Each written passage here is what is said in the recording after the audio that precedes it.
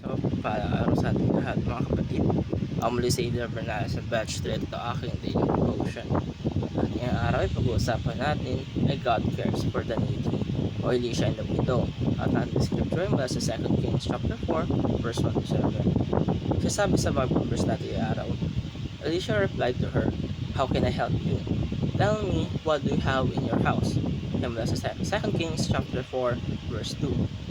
Sa 2 Kings chapter 4 verse 1 to 7 mga kapatid, may isang palo na lumapit kay Elisha para humingi ng tulong. Lubog siya sa utang at nanganganib na kunin ng kanyang mga anak bilang alipin para mabayaran ang kanyang mga utang. Wala na siyang ibang malapitan, tila wala na pag-asa ang sitwasyon niya. Pero sa gitna ng kanyang desperasyon, nakikita natin ang malasakit ng Diyos. Tinanong siya ni Elisha, "Ano ang meron ka sa inyong bahay?" Sumagot ang babae na mayroon siyang kaunting langis. Sa paningin ng tao parang walang halaga yon, pero sa kamay ng Diyos, sapat na yan para gumawa ng himala. Inutusan siya ni Elisha na manghiram ng maraming lalagyan mula sa kanyang mga kapitbahay.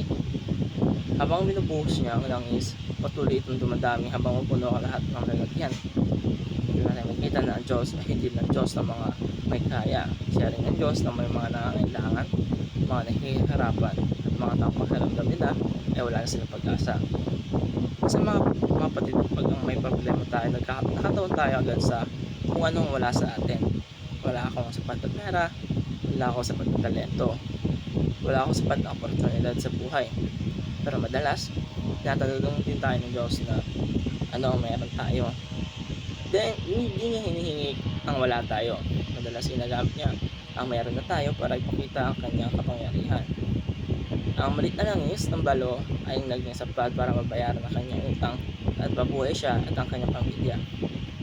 Isa pang katotohanan dito mga kapatid na ang kahalagahan ng pananampalataya at pagsunod nang utusan siyang manghiram ng mga lalagyan para pa siyang nakikitang himala. Kailangan muna niyang sumunod bago siya makita ang provision ng Diyos o ang blessings ng Diyos. Ganun din sa ating mga kapatid, minsan hindi agad natin pinapakita sa atin ng Diyos ang buong plano natin sa buhay. Ang hinihingi niya ay isang hakbang ng pananampalataya. Sa huli mga kapatid, pinapakita ng kwentong ito o katotohanan na ito na ang Diyos ay may malasakit sa ating mga pangangailangan, hindi na sa mga may kaya, pati sa mga taong walang kakayanan. Maaaring hindi halaging sa parang inaasahan natin, pero hindi niya tayo pinapabayaan. Ang Diyos na nagbigay ng langis sa balo ay siya ring Diyos na nag-alaga sa atin ngayon. Kaya mga kapatid, maraming salamat sa panonood.